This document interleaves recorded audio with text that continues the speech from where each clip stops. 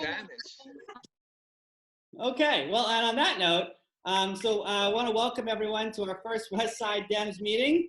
This is an amazing, amazing night. And I'm going to introduce Richard Oppenheimer, who's our president here in a moment, and Richard will take over from there. Just want to point out, I think it's so interesting that, you know, here we are, these three West Side clubs that were founded and came of age in the anti-war movement of the 1960s, and now we're at a time where we've passed the amount of deaths that occurred during the Vietnam War due to COVID, and here we are again gathering in a new medium, in a new era, for the first time. And I can't help but think that maybe this is the perfect time for us to meet like this and on this occasion, and what a great moment it is for us to get together and start anew as a new organization. And so with that, I wanted to welcome our president, Richard Oppenheimer, and he's going to take it from there. Richard, the floor is yours. Hello, everyone. Welcome to Zoom. Our Zoom master, Jason Haber, and we're in a new golden age. I am Richard Oppenheimer. I'm the interim president of the West Side Democrats, our newly emerged club on the West Side. I've been devoted as a club activist for years, and I actually met my wife, Janice, at CFD. We've all, and Sonia, Community Free Democrats, Park River Independent Democrats, formally voted to merge into one central West Side club. I'd like to thank our interim board, Vice Presidents Michelle Kinney, whose efforts to get tonight success are incredible, Lauren Browdy, Robert Gottheim, Joan Dean, Al Handell, incredible Al Handell, David Ostwald, and Irene Dess is on as our recording secretary tonight. Our large group of DLs, Alexander Barrett, Georgette Gittens. I'm echoing, okay. Joan Paylo, Marc Landis, Janice Oppenheimer, Josh Kinberg, Jason Haber, and Cory Haber. Well, Jason alluded to this moment a little while ago, and I just want to add that in this darkest of hours, when we are homebound by a pandemic because of lack of presidential leadership, and a president who would poison the citizenry and shred the republic, we come together in the West Side tradition to bring hope to New York City and to our nation. And I'm really thrilled at the amount of people who are joining and signing on to this new effort. The next few months are critical, and the next few years, to the health of our democracy. And we intend to use every tool in the toolbox to orchestrate a blue new wave at the federal level, and also to advance on the state and city levels. But we can't succeed without all of you. In the coming weeks and months, the West Side Democrats will be hosting a series of virtual meetings.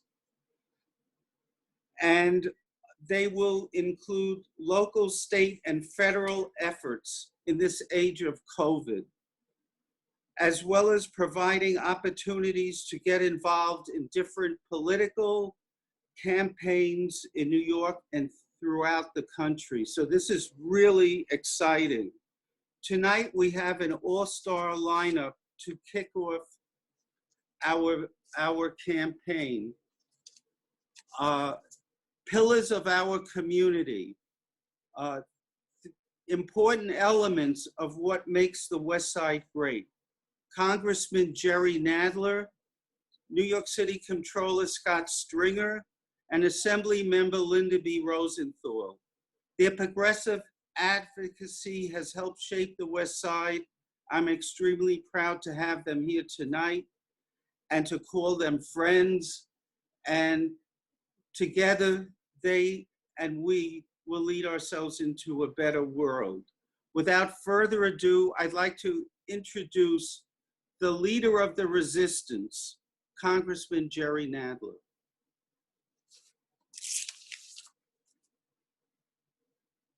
I don't think Jerry's in the chat yet. Jerry isn't here, okay. That was a great introduction though, and amazing.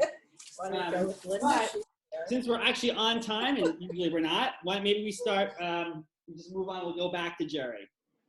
But that was a great introduction, Richard. It was beautiful. Well, this is a very weird era, an era where time doesn't seem to exist, where we're almost in a virtual universe. But there are certain elements of time that are forced upon us, and I'm sure that will be addressed tonight.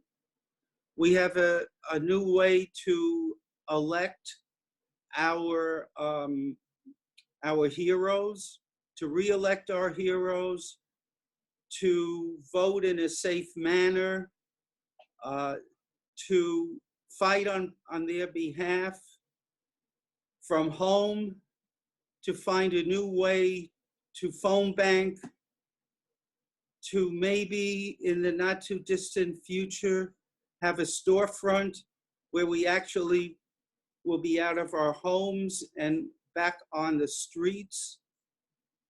And it's going to be a huge struggle to save our nation and to save our city when we're so poorly funded and the state is managing really without a budget and so much is at stake. Is Jerry here yet? So Jerry is finishing up another town hall meeting. So what we're going to do is, right now, we're going to go to Linda Rosenthal first. So if you can introduce Linda, and then we'll give the floor to her. Okay, Linda B. Rosenthal is someone I am really, and Janice, we're really proud to call as our friend, who's been there through thick and thin, from her work on a street level, her work for Jerry. I'm proud to say that Linda was at our wedding decades ago, and Linda's efforts up in Albany on so many different fronts make a huge difference. And we're really lucky to have Linda Rosenthal as our assembly member in the 67th and beyond. So I'd like to welcome Linda Rosenthal. Great. Thank you, Richard. It's so nice to see everybody here in my living room. Notice see a slice of my apartment, because even though I had this goal of like getting rid of all the papers and political stuff that I've accumulated over the years, I've managed to do none of that. And that's because there's been so much work to do.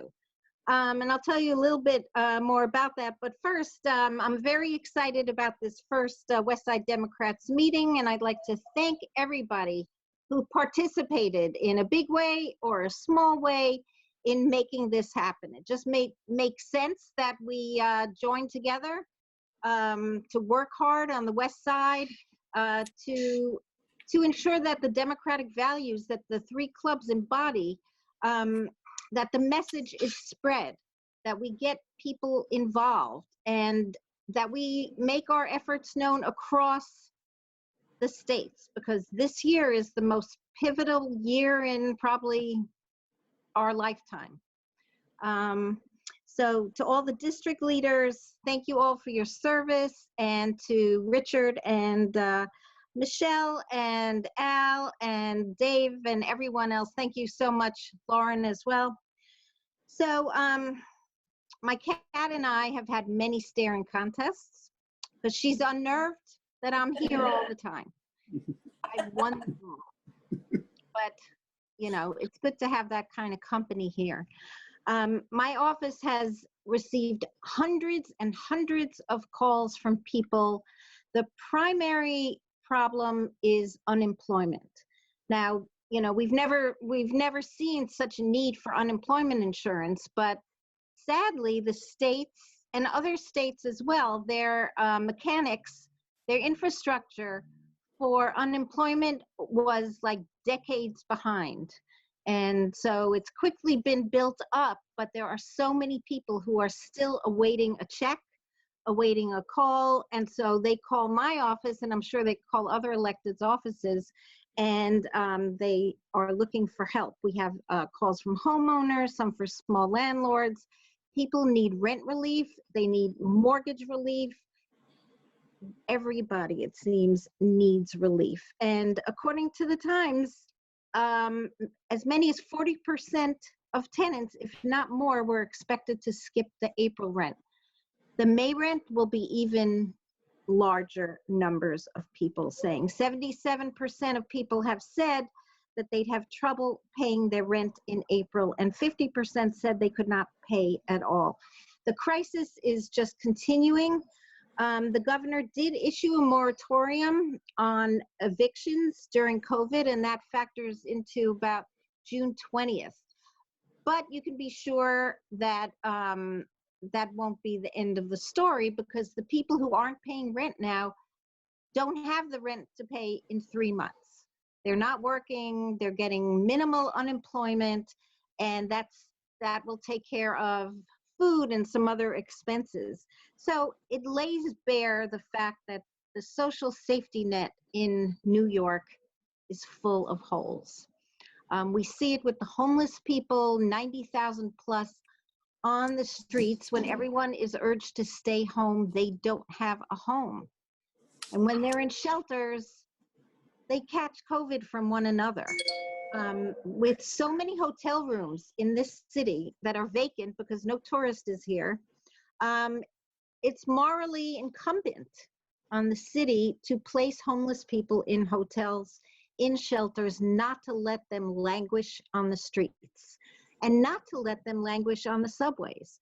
The governor announced that the subways will be closed for the first time ever from 1 a.m. to 5 a.m. to clean and disinfect. But I also think part of the goal is to get the homeless people out of the subways.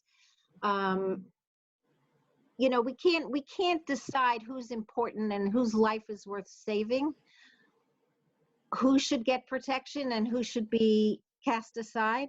Everybody's important, and that's why we have to make sure homeless people also get a place to put their head during this most contagious of sicknesses. The Rent Guidelines Board met. They have been meeting. I mean, at this time when so many people aren't paying rent, they just recommended today an increase of 1.5% for one-year renewals, 2.5% for two-year renewals. I mean, it's a fantasy land, because people, some jobs are never coming back. Some restaurants, some bars, some department stores, a lot of businesses are never coming back. And we have to figure out a new paradigm, because we can't just go with the old systems. They're broken. They don't work.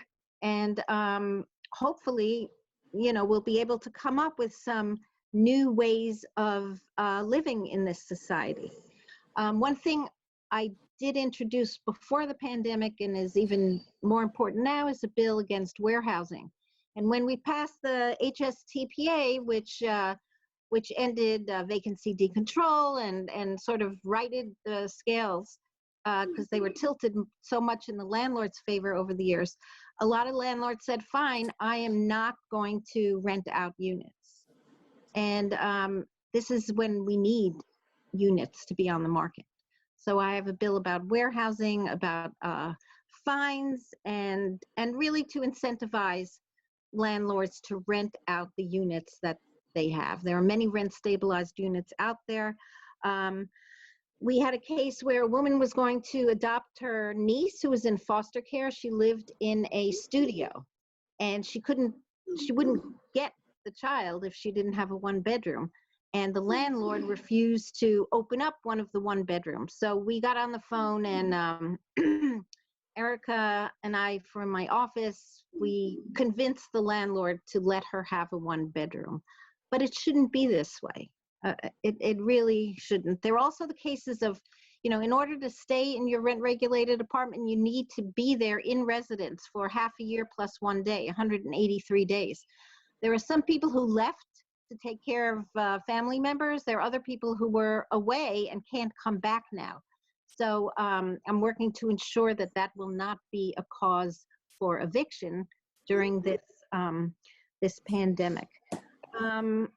So there's a lot going on with rent, mortgage relief, and small landlords who are supposed to pay water bills and property taxes. They're also not getting the money from the tenants. So they're also in trouble.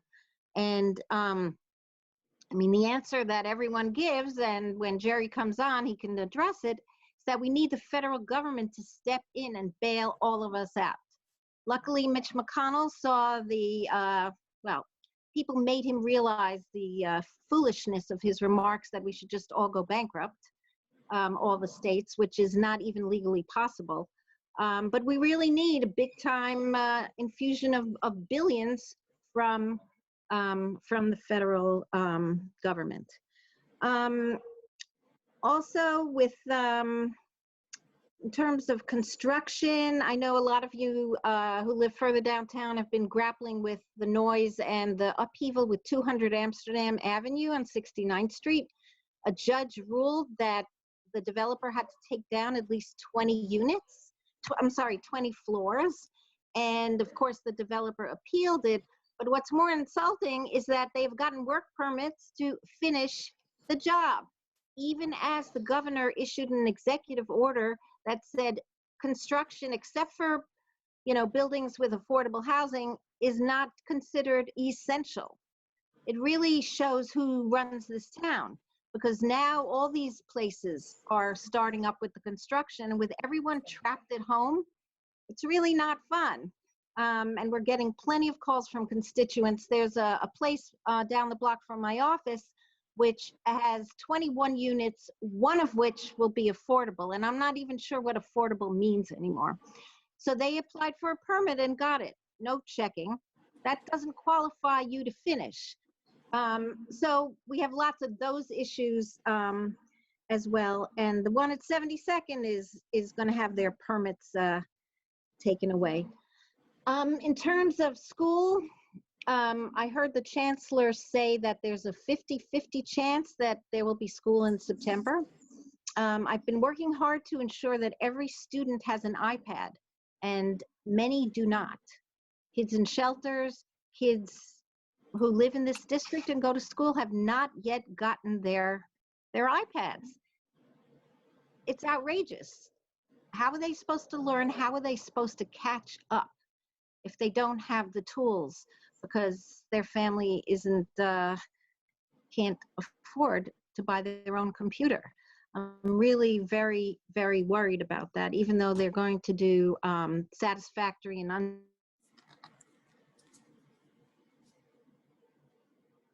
Did she freeze on yours, Jim? issues with, did I freeze?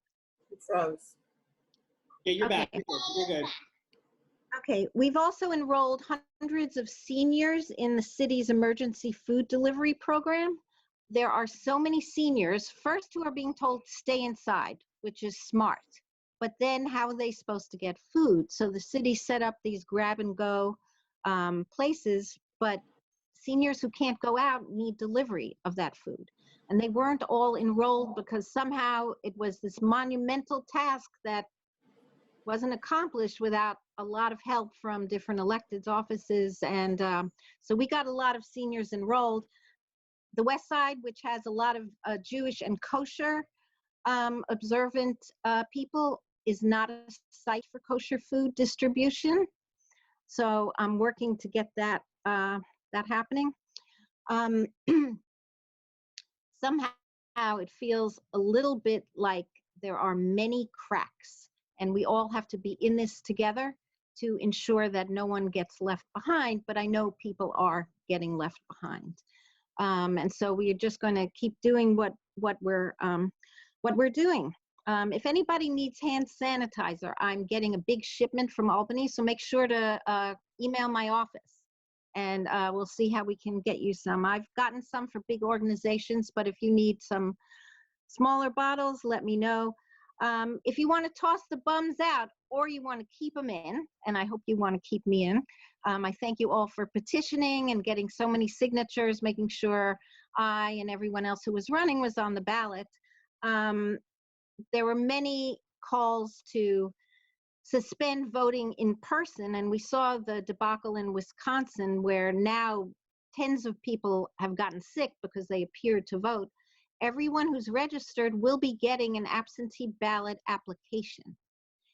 If you know people who are not in their homes and are elsewhere, they should just download the application from that location and send that as their address to receive the ballot.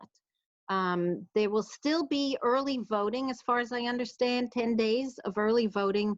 And right now, polls are still scheduled to be open, but as we've learned, everything changes within an hour. But that is the plan. That is the plan right now. We have not been back to Albany since we did the budget.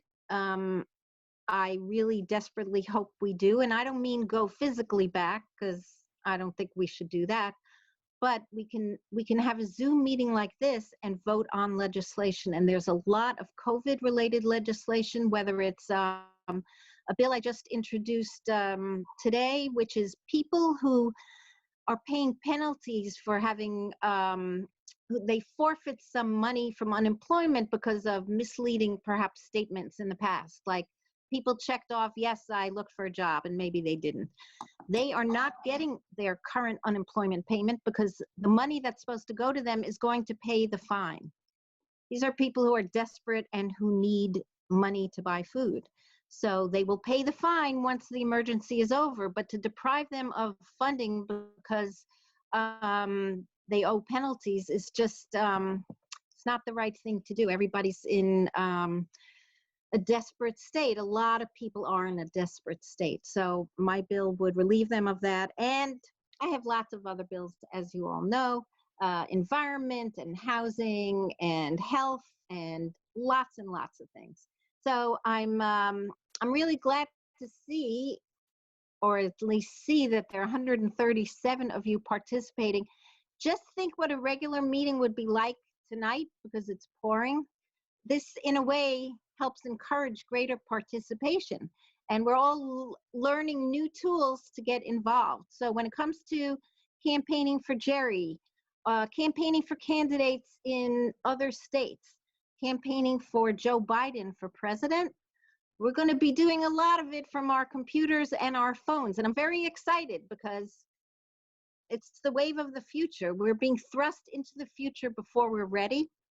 But I'm certain that with the leadership we have in this state and with all of you who are so eager to get involved and do more, because our country is in a, I'm not going to curse, but it's really in an effed up state because of who's in the White House and who's in the Senate. So I look forward to campaigning with all of you virtually now, but maybe together soon. And I thank you all for being here and for your service to the West Side and just for being around. So thank you all. Amazing. Thank you, Linda, very much. Great words there. Really, really awesome. We're going to go to our next speaker. Richard's about to introduce someone we're really excited to have here. In fact, I was so excited that his bookshelf has become an internet meme because it's so popular. So I mirrored my bookshelf. Here, I took some books off so I can try to copy his bookshelf as best I can. And so with that, Richard, take it away. Next speaker here. So one thing that's really exciting for all of us and for our political leaders, our community leaders who are our special guests tonight, is that this new configuration, this new club has engendered so much excitement that many, many people have joined us who were beyond the circle of the three clubs, and some old names have come back. It's really exciting. And Scott Stringer is someone that Janice and I are very lucky to have known since our younger days and Scott's younger days. And he's a real community hero who has done so much to support, as did Linda, support the early efforts to elect Jerry Nadler. And he's on the forefront of so many issues, housing, NYCHA. He's a protector of the city pension funds, and at a time that Mitch McConnell is committing a frontal attack to organize labor's pensions, which could drive many of the essential workers into poverty. Scott Stringer, as he always is on just about any issue of local import, is on the front lines for us. And I'm really excited to introduce a citywide hero, but our own Scott Stringer. Well, that would. Thank you, everybody. Richard, thank you so much. And it really is great to be here on this historic night, not just because we're doing a Zoom, but because for the first time in a generation, the Upper West Side is going to speak with one club and one voice. And the West Side Democrats have such different and proud history, people from different walks of life who've decided to come together in the name of being progressive, in the name of being a club of reform.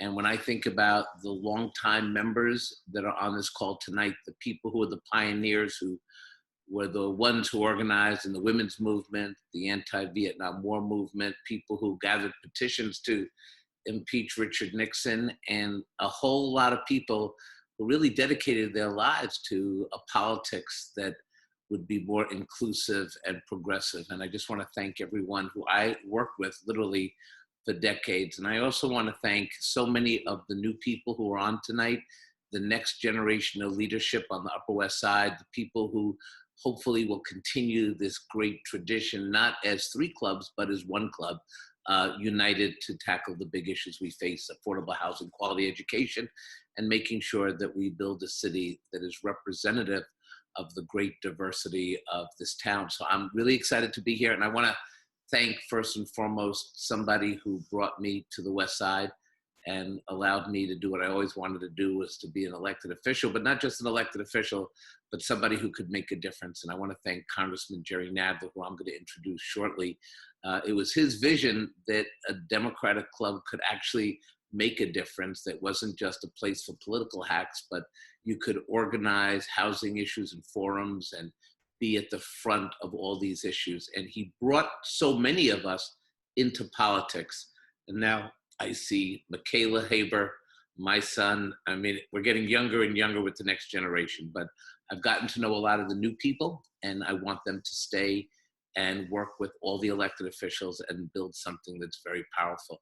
A couple of things as it relates to COVID, and I'm not going to talk long tonight because I also think we should just have a club meeting and not a forum, but I do want to mention just a couple of things. First, the economy of the city is radically different than it was 6 weeks ago. For the first time in anyone's memory, we're going to be facing multi-billion-dollar budget deficits. We're going to be, at a place that requires real leadership, no more clowning around. This is not a dance moment. This is a thoughtful moment. And we're going to have to start looking at ways to get us through not just this budget in 2020, but next year's budget as well.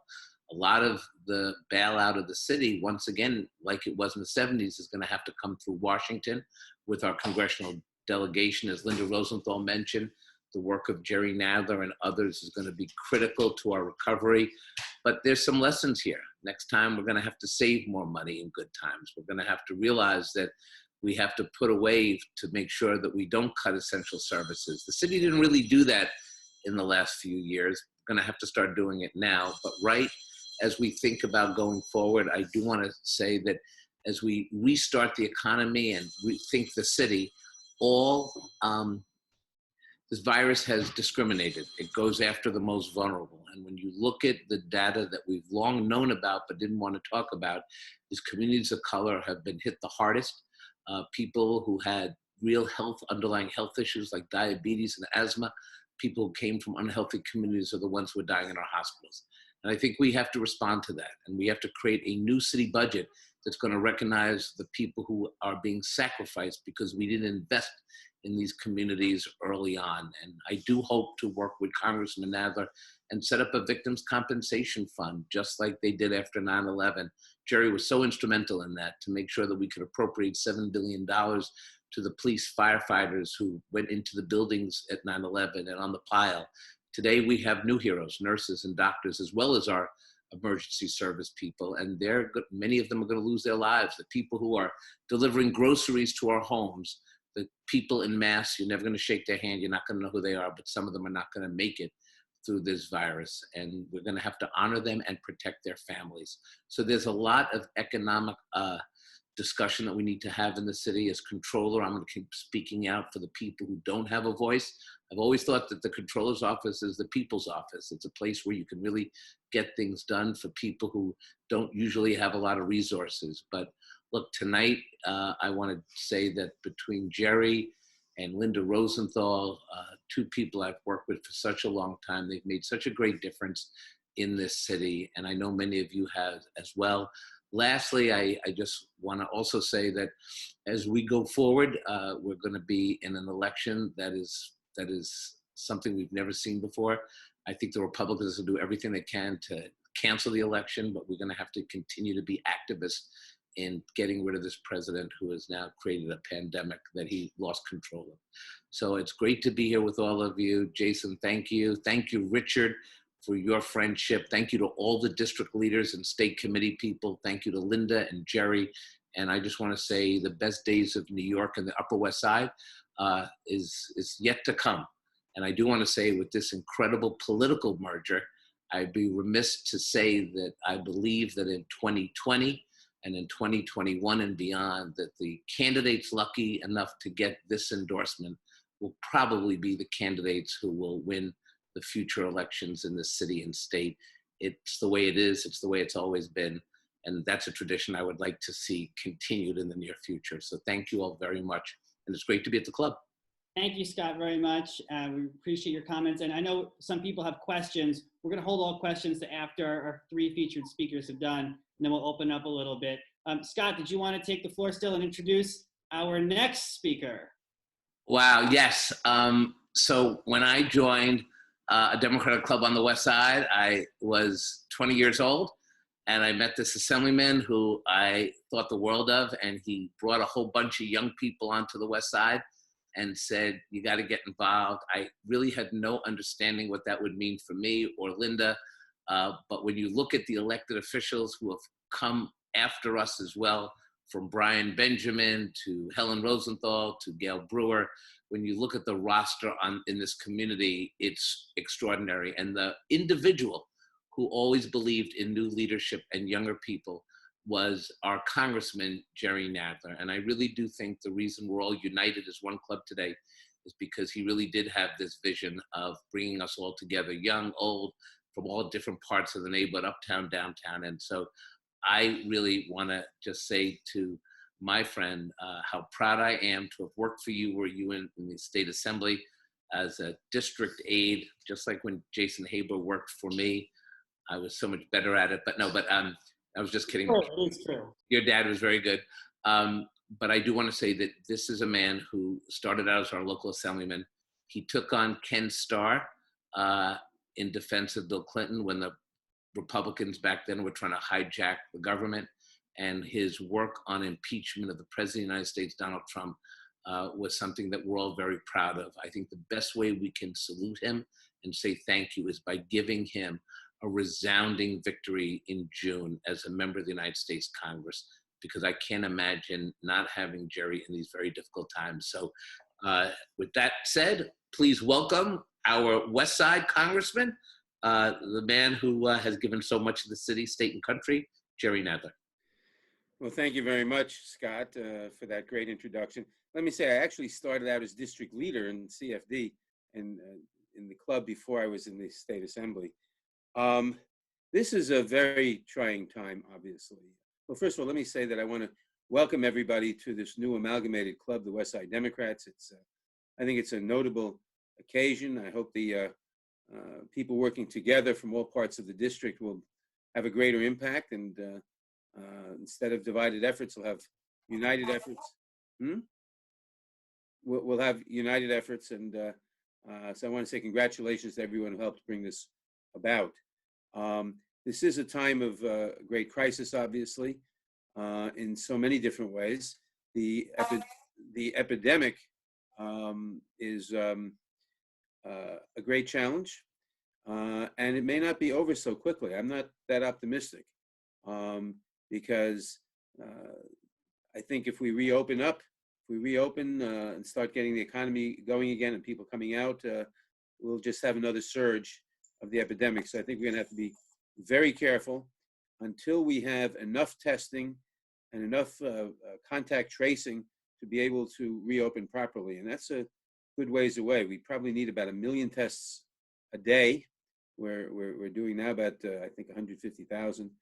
And we will need an army of people for contact tracing. I saw an estimate of 300,000 people, which, given the fact that there's so much unemployment and other things, may be a good thing, and that army may be attainable.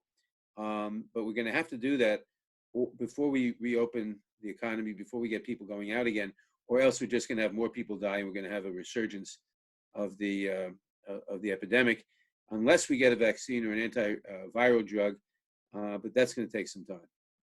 The estimates are 18 months, and those estimates may be optimistic or not. We just don't know. We are in Congress. We've been trying to have to respond to this crisis, and we've been having a question as to how to do it. I've been advocating, along with some others, since the beginning of March, that we ought to amend our rules and provide for televoting, for voting by electronically, for hearings electronically, etc. We have not yet done that, although now the leadership, as of the last 2 days, says they will do that after we get together again to pass the next bill.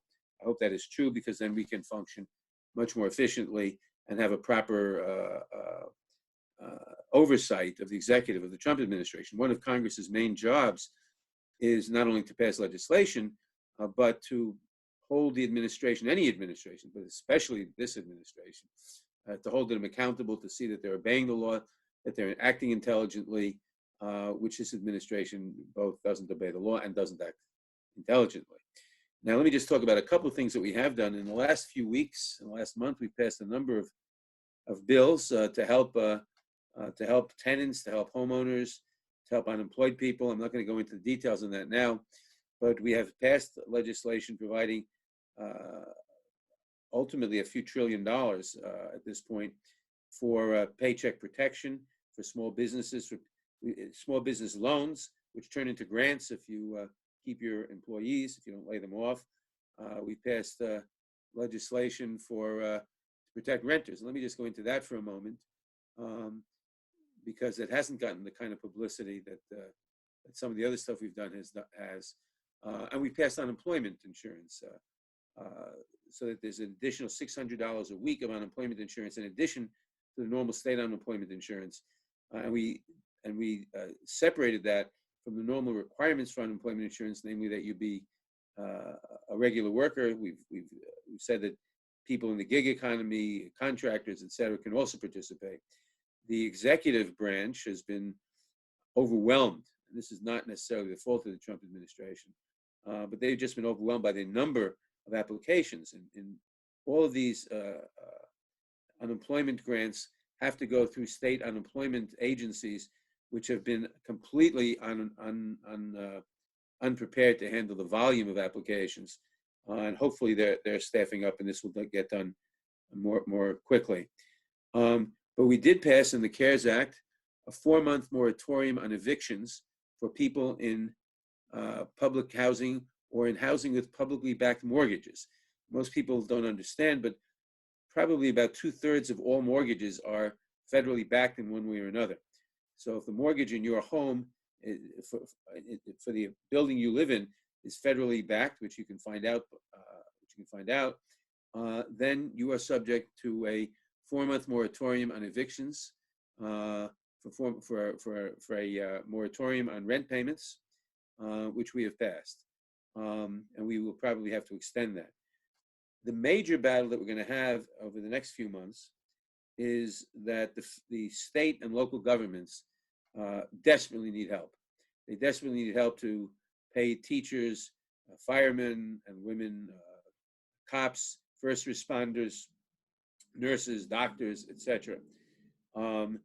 And we're pushing for the next bill to have about $500 billion in aid to local and state governments.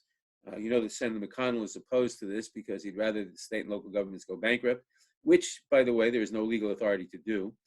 But which, if it happened, you let one state government go bankrupt, watch what happens to the bond market, watch what happens to the stock market.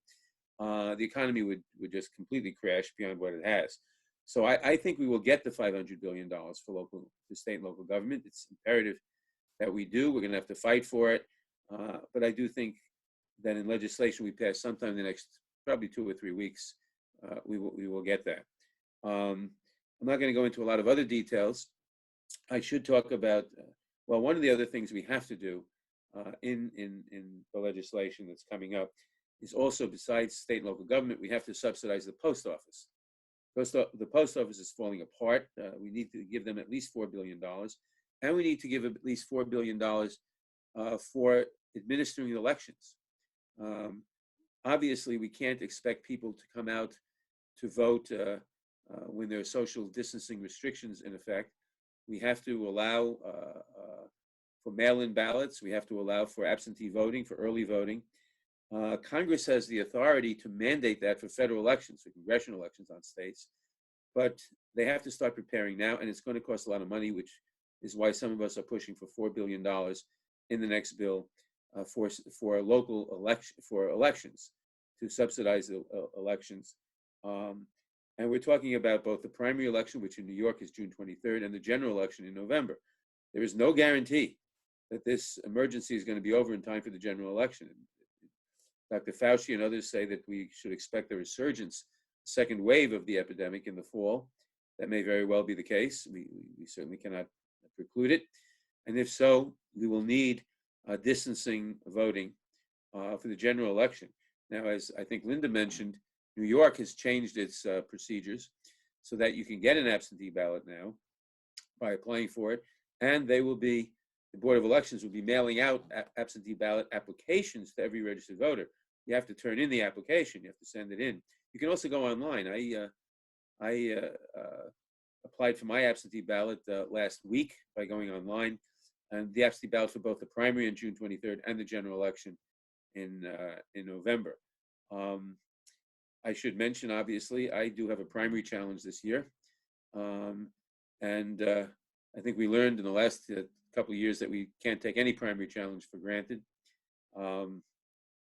My opponent is a woman named Lindsay Boylan, who, while talking or trying to talk like a liberal progressive person, in fact is Wall Street backed. 100% of her funding comes from large Wall Street money.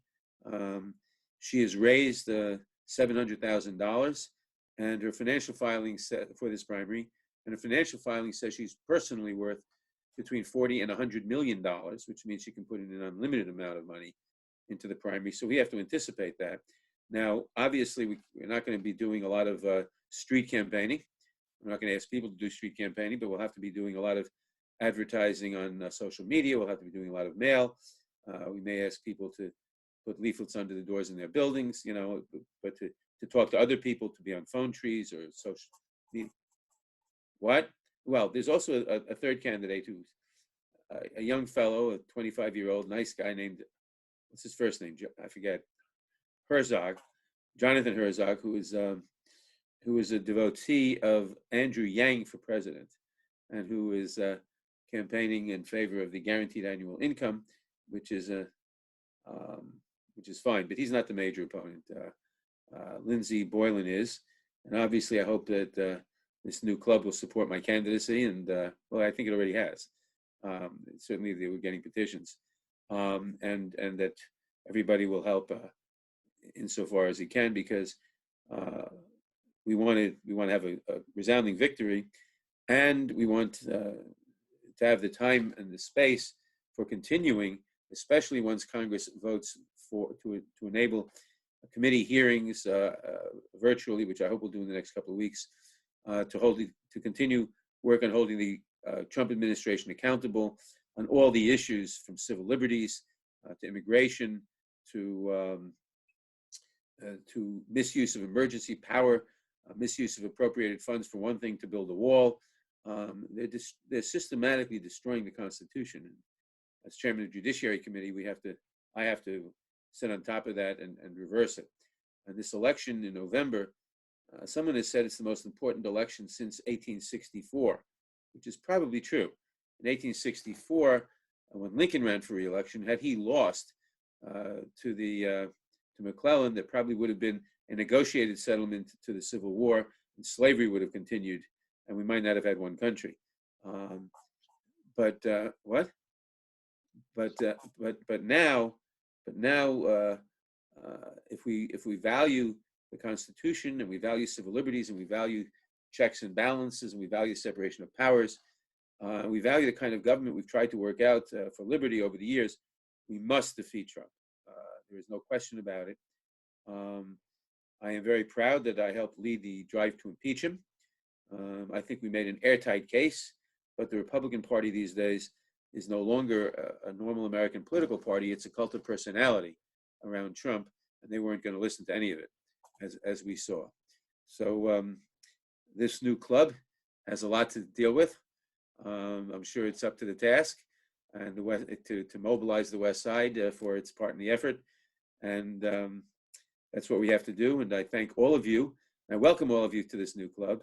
I look forward to it. I was one of the founders of CFD, which is one of the constituent parts of this club. That club came out of the Gene McCarthy campaign, which was an anti-Vietnam War movement. We thought the old political organizations on the West Side weren't militant enough. And so we formed that club. And now we're moving on to this. So I welcome everybody. I thank everybody for your support over the years. And thank you. And let's all work together in the next few months. Thanks so much, Jerry. Amazing information.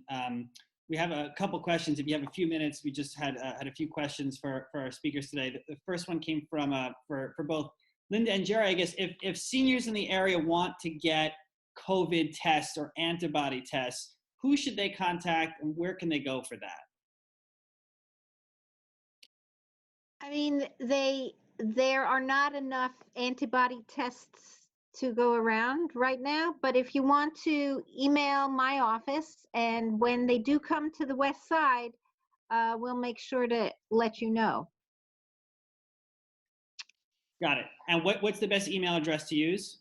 It's Rosenthal L at nyassembly.gov. Great. Thank you, Linda. And if anyone has any questions, put them in the chat and we'll make sure we get them. Next question for our controller. Scott, the budget for this year looks pretty grim. What are you seeing on your end? Anything you can tell us that we should be aware of? Because there's a lot of concern about that right now, and we know that we're in good hands with you. We're concerned about where we're going to go now. I think this is going to be a challenge that we haven't faced since the Great Recession in 2008, even before that, and the fiscal crisis in the 70s. Look, we're coming into deficits for a long time. The mayor has proposed a budget that is a lot less than when he started. We're now anticipating billions of dollars in budget deficit. Again, I want to emphasize, part of the reason why we're in a difficult position is because in very good times, the city did not save enough, put away enough money. The mayor didn't do it, the city council didn't do it. It's a real lesson in being smart fiscally, because the more money we have in reserve, the more we're going to be able to fight for essential services, for summer jobs, for senior services, for protecting city workers. The question going forward now is, how do we get out of this? And we are anticipating a bad budget this year and a bad budget next year. A lot of this is going to come down to the stimulus package that Jerry's going to fight for. We're going to need a heavy lift. We're not getting the resources that we need today. They've been inadequate so far. They're giving so much more money per capita to South Dakota, where there's 40 coronavirus cases, than New York City, which is at the epicenter. And that is pure Trump politics, red state, blue state. Meanwhile, thousands of people are dying, and we're going to have to really lobby like we never have before for a real stimulus response from Washington. We're also going to have to make sure that we look at the fat in the city budget. There's a lot of that, so that we can look at those big outside contracts, the pay to play that's been so prevalent in this government. And we're going to have to really buckle down and just make sure we have enough money to help kids and seniors and the most vulnerable. I've talked about that before. Perfect. Thanks, Scott. And I want to just bring Jerry into this point of the conversation. Speaking of fiscal policy, Jerry, is there any chance that we can actually see from Washington bailouts of states, or specifically additional aid for our state?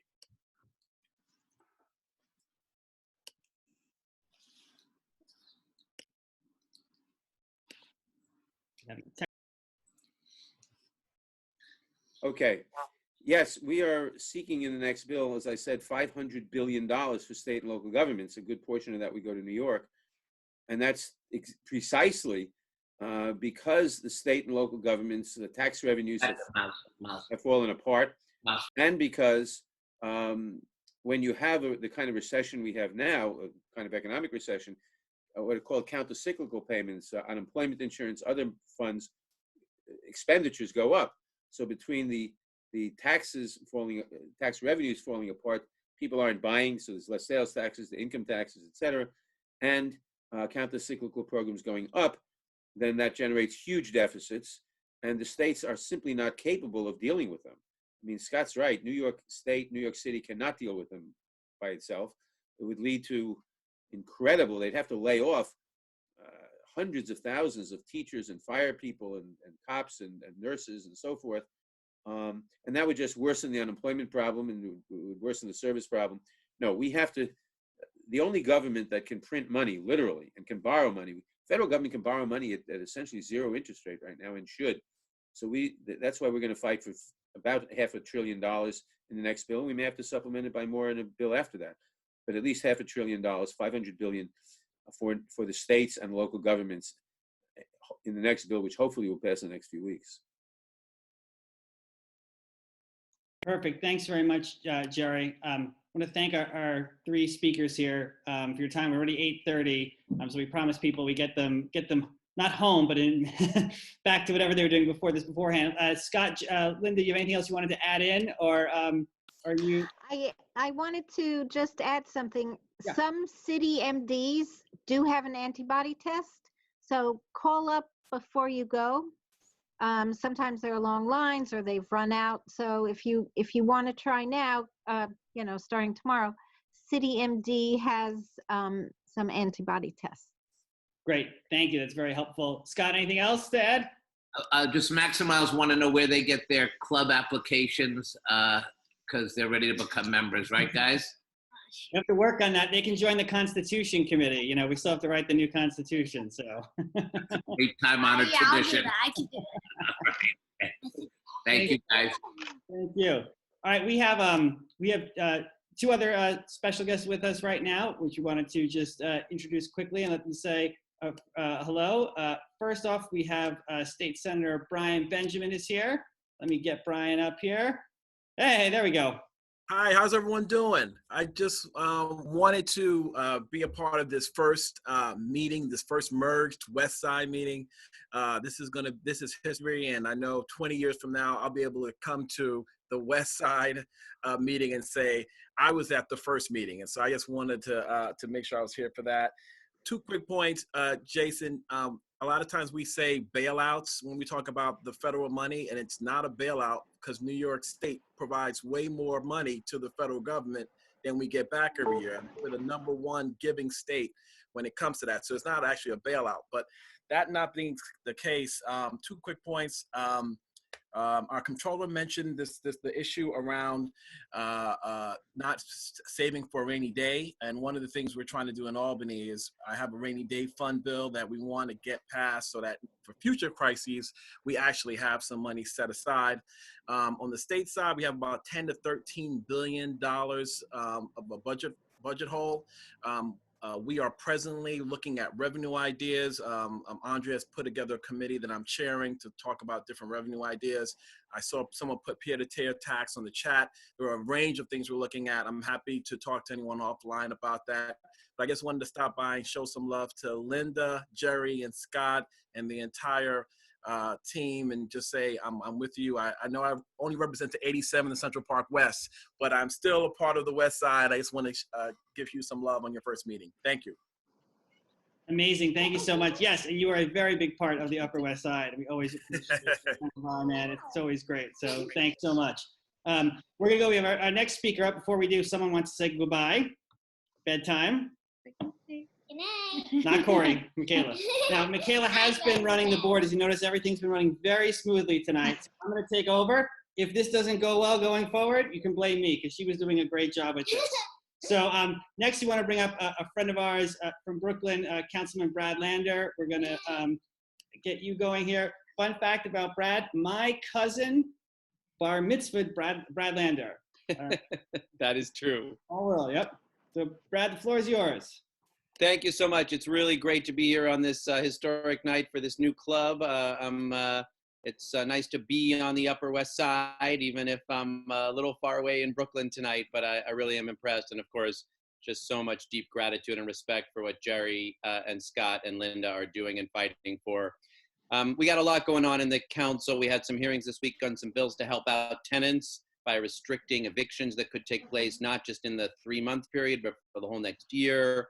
Package of bills to try to help our small businesses. I spent a lot of time this week on the phone with our small business owners, and that is really devastating, and we're going to have a lot of work to do to make sure they can stick around. And finally, on Tuesday, I'm excited. A package of bills is being heard in the council that I'm sponsoring, an essential workers' bill of rights. I love going out every night at 7 and clapping for the nurses and doctors and folks delivering food and stocking the shelves in the grocery stores. But we have to do better by them making sure they get the pay they deserve, making sure they're protected from being fired for whistleblowing about health and safety conditions, making sure those DoorDash and Instacart drivers have sick leave, which they're now denied. So that hearing is on Tuesday. I'm going to drop the petition for it in the chat. And obviously, if you know essential workers, we'd love to have their testimony. And I think all of us can agree that's a thing we've got to do a whole lot better on, not only cheering at 7 p.m., as wonderful as that is, but in enduring support for their dignity, their pay, and their benefits. Such an honor to be here with you on this historic night. Michaela is doing a great job, Jason, so tell her. I think she, Max, and Miles will form a dynamite leadership team for this club in the future. Sure is bright. Thank you so much, Brad. Let's get back to our president here, Richard Oppenheimer. Richard, you can take it away. Brad, I'd like to share something with you while you're here. Sure. You were an incredible advocate for early education as the first, I believe, first chair of the Progressive Committee of the City Council. And I'll never forget your diehard advocacy. Thank you so much. Thanks so much, Richard. That means a lot, and love to you and Janice. Thank you. So now it's time to introduce our local leaders, and I don't know who's here from the state committee, but I know Debbie Cooper, I believe, is. Debbie, would you speak for about 2 minutes? Or she left? No, I'm here. Can you see me? I'm unmuted. Okay. Can you hear me? No? Yes. Okay. Hi. That's not me. Okay. Okay. All right. Hang So on. I'm here.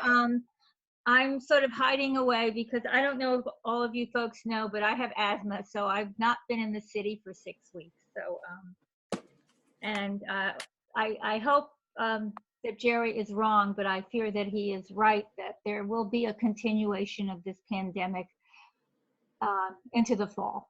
You know, until there is a vaccine or significant herd immunity, this pandemic will keep going.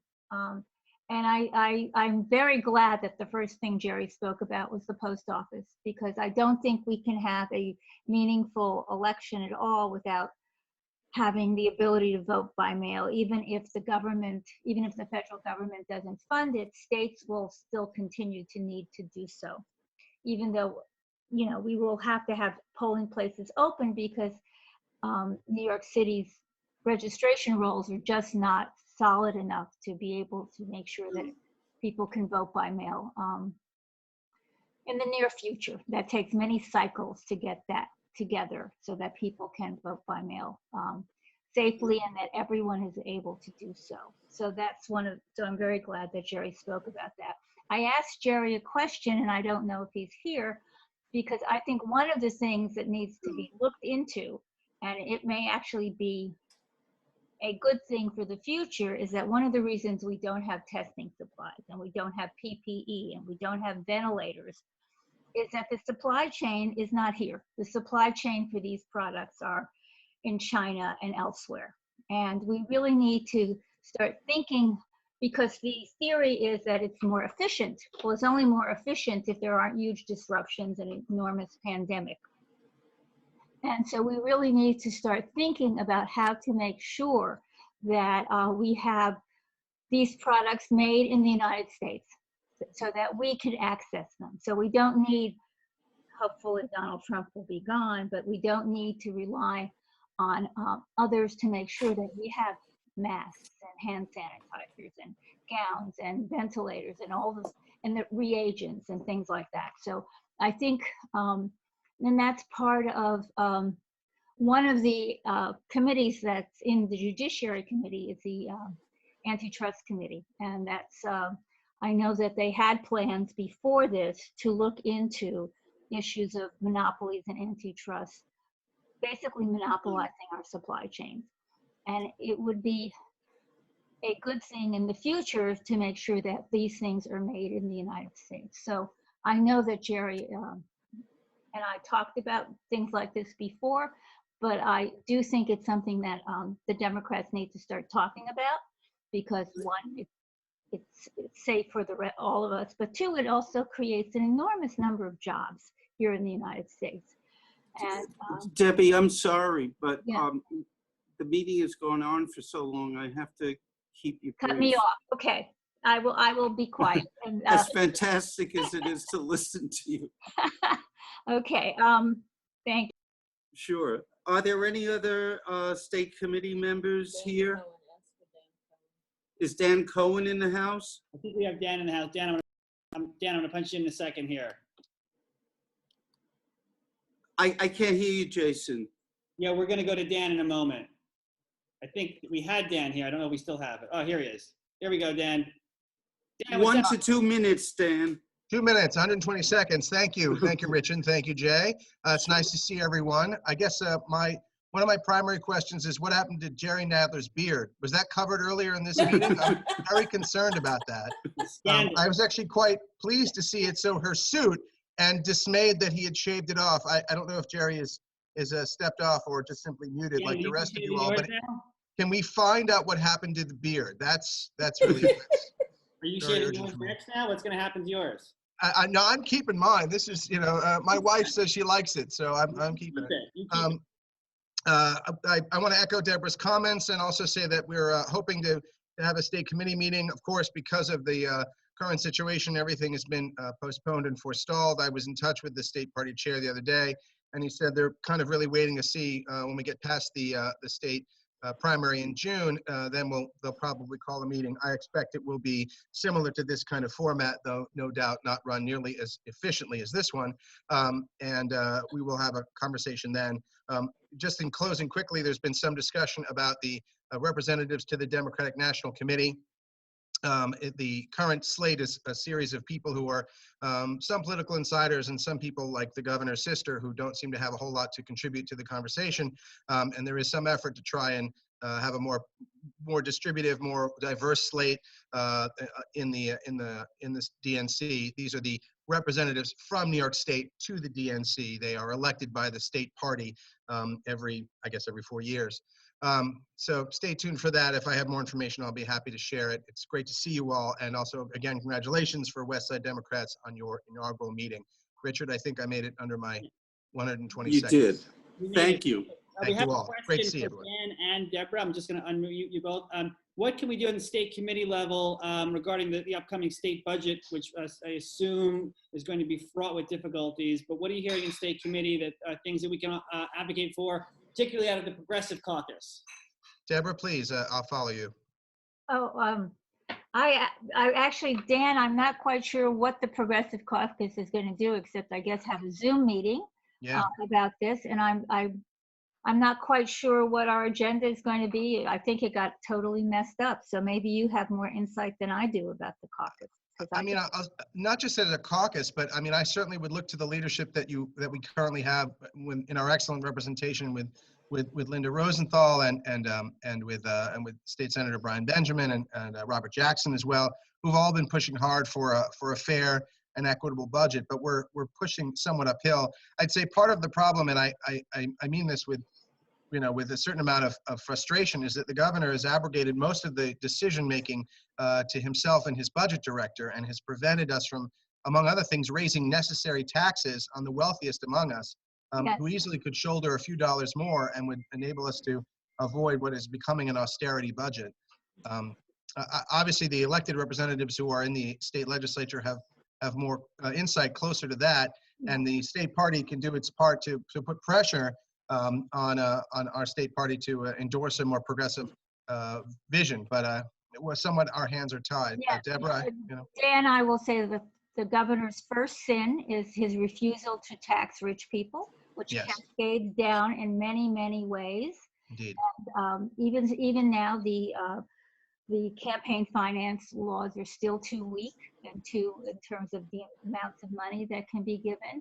And I would be happy, since that was one of the first things I did when I was on the state committee, to talk about taxes, because, at the moment, Andrew Cuomo is, lauded by many people, but that is something that he could help the state of New York, and he just refuses to do. And I sometimes, wonder, it's like his original sin. And I do think the state committee is in a position to at least start making that an issue all over again, especially in these parlous times when Donald Trump's tax cuts gave them, tons and tons more money. I mean, we certainly, we're effective at making noise. Yes. Well, noise is good. Noise is good, for sure. Okay, so I just want to say, as a decades-long labor advocate, to see the essential frontline workforce that's putting its lives on the line, to be squeezed the way they're being squeezed, and to have finances go to corporations and to banks that don't serve the small business community properly, is just incredibly blood-curdling. I would like to just move now to our incredible group of district leaders. I think we have more district leaders on the Upper West Side in this club than in any other club in the city, but someone can correct me.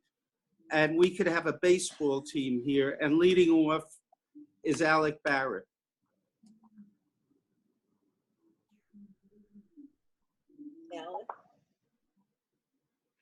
Alec, are you there? Yes, thank you.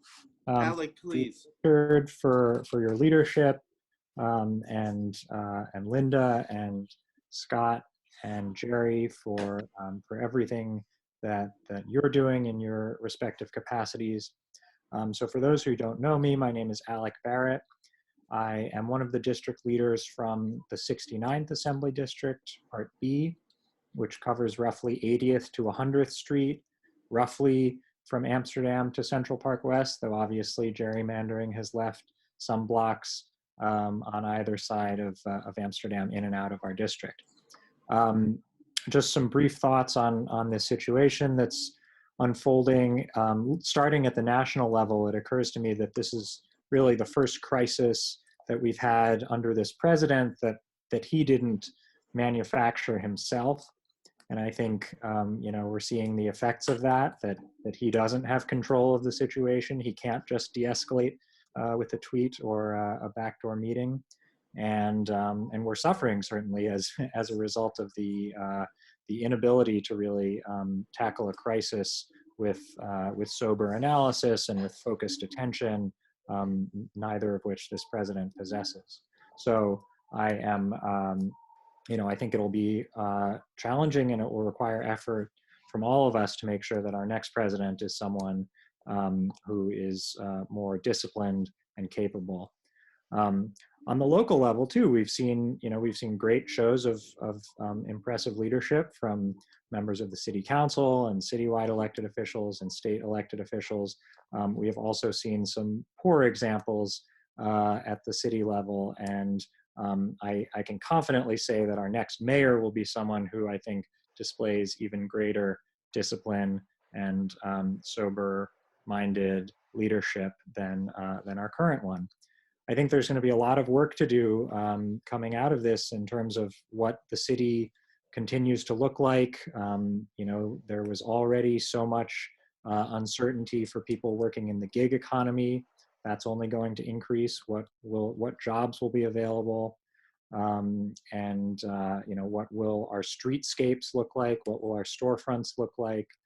I think it'll be hugely important to make sure that people can get around safely with distancing in a way that doesn't rely on cars as the primary means of transportation. So I think there's going to be a lot of work ahead of us, but I'm really excited about the new West Side Democrats. It's so good to see all of these familiar faces tonight, and I look forward to the campaigns ahead with all of you. Thanks. Thanks, Alec. Joan, are you there? Joan Paylo.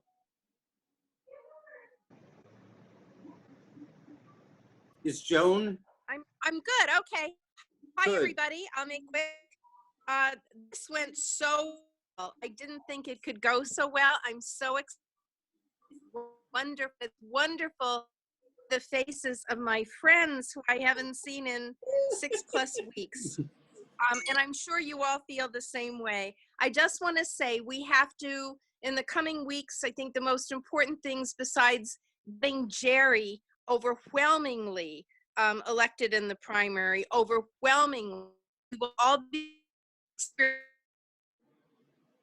a new way of communicating. We will experience the new way of campaigning for Jerry, even if you can't trip people in front of Manny's Market or Trader Joe's, we will get it done for him. We also have to encourage people to fill out the census forms, and we have to save the post office, because as Joe Biden said, there's something weird going on here. Mail-in ballots aren't to be trusted, and the post office is awful. So we have to watch out for that. I don't want to make it any longer, but it's just really, really exciting. I was at CD above the lumber store on 88th Street the first night that Stringer walked into the club. So I've been around a long time, and I love Jerry and Linda. Really, truly love them as family. And that's it for me. Thank you, Joan. I'd next like to introduce Marc Landis. Good evening, Marc. everybody. It's great to see everybody together. A shout out to Dan Cohen, who worked with others to bring the West Side together in support of a letter in support of tenants and rent relief, which was the first formal position that the West Side Democrats took, was to support that letter. We know our elected officials are behind that kind of relief, but joining into that kind of effort gives our elected officials the cover and the opportunity to keep pushing forward, knowing that we've got their backs. We are going to learn a lot about new ways of campaigning between now and late June, so stay tuned as we hear more from Jerry's campaign. Last but not least, I signed on to a letter last night. I know a number of our elected officials did as well, concerned about the mayor's unfortunate scapegoating of the Jewish community the other night. It's not acceptable when the occupant of the White House scapegoats Asians over COVID-19. It's not acceptable for the mayor to do that with any group of people. And I hope you will take note of that. Thanks all, great to see you, and we'll see you on the next Zoom. Thanks, Marc. Janice, you're next. Janice Oppenheimer. Hi, it's so good to be here. And I just want to say I'm very excited about this new club and the historic moment on the West Side. Working with all these wonderful political people, Jerry Nadler, Linda Rosenthal, and Scott Stringer, all of our dear friends. We have to work to get them elected again, and we will. And I don't want to speak too long because I think we don't have a lot of time. So, Richard, send it on to someone else. Sure. Bye. Thanks, Janice. Josh, are you there? Hi, I'm here. Josh Kinberg. Hi, folks. I'm Josh Kinberg. I'm a district leader in the 67th Assembly District. Happy to be here. Happy to see all you guys. I also want to say thank you to those folks who helped petition earlier at the end of February and beginning of March, before everything got crazy. Because because of your dedication, we got all of our people on the ballot. And thank you to all of you guys who also raised awareness about petitioning. And thankfully, the governor signed an executive order that changed the rules for petitioning. When things are back to normal, and we need people to petition again, I'm looking forward to petitioning with the folks here so we can get our people onto the ballots. Thank you so much for everybody who's been participating. And let's get our candidates elected. Thank you. Thanks, Josh. Georgette, are you there? Georgette Gittens. Yes, I'm here. I'm having problems with my voice because of allergy season, but I just want to say I'm so glad that we're doing this. I think we have a fantastic opportunity to lead this city in the correct way, not the way the administration and the White House is going now, but I think we can do great things together. One of my concerns, and I think probably one of your concerns, is voter suppression. And I think that that's something we really have to be aware of and fight against, because no matter what candidates we have, who we have, if they're illegally stopped from being elected because of dirty tricks, and there have been a lot of dirty tricks as far as this goes, I think we really have to be very careful with that. I'm happy to be a part of this new club. I'm looking forward to our doing a lot of things, and also with young people and various committees. And so thank you, Richard, for leading us and being such a good sport with everything, and Janice. And we're here and we can do this together, and it's going to be fantastic. Thanks, Georgette. Thanks for your continual support. And now I'd like to turn to Jason Haber. We actually get a twofer here. We have two different Are you doing it mutually? Well, we're not socially distancing in the house, so we can do this together here. So, but we've had a long meeting. We still have a little more to go. So we just instead wanted to say it's been a long road to get to this point. Cory and I have been working on this for many years with a lot of you, and this is great. This is a very special night. So if you have a glass, I want you to raise it now Congratulations, everyone. It's been a long time coming to the West Side Dems and Sonia Park River CFD to a new chapter together in success, progressivism on the West Side like we've never seen before. Yay. Here. So I'd like to close by giving a shout out to Ray Odell. Ray and I, just listening to Josh, what you said, we were out on the street petitioning probably after we should have stopped, because we love Jerry and we love Linda and everyone else that we were petitioning for. And we did safe distance, but we were there till the end of, till the bitter end. So I just want to thank Ray, and I want to thank our leaders who make us feel that strongly about them. And as Georgette said, if they can't kill us, they're going to suppress us. So we have a lot on our plate when it comes to the near future. We have to fight on behalf of the West Side and the community at large. I am also moved that because we're a new configuration, new people have come on board. And one of them was Gail Sheehy. And when I saw her Gmail towards midnight just after the e-blast went out, I couldn't fall asleep after that. Gail is to the new journalism as a feminist an incredible force, because the new journalists way back in the 60s and 70s were a group of people that were basically male. Tom Wolfe, Jack Newfield, Jimmy Breslin, Pete Hamill, and there was a little bit of machismo in these guys.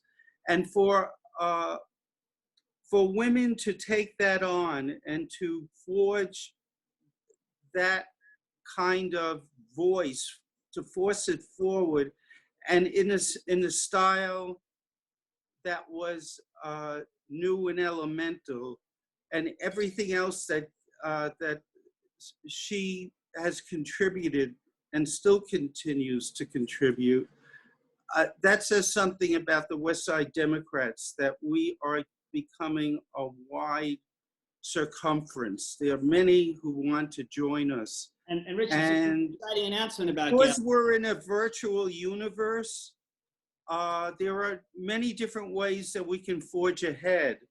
And I'm excited to announce that Jason Haber will be leading off a series of chats in the style of, you could say, the 92nd Street Y, but we're new, we're different, and he's kicking it off with Gail Sheehy. And I hope that everybody turns out, and maybe we can turn it into a cocktail party. And there's a lot of work that we have to do together. And we may have to, as Jerry alluded to us earlier, we may not be able to have in the near future, but maybe we will, a storefront. But if we do, Jason will be working to help that happen. And so there are many different ways that we'll be able to campaign for our heroes. And I look forward to all of us working together to ensure that we are a success. So with that, I want to say good night. I don't know, Jason, you want to add anything? Announcements, yeah.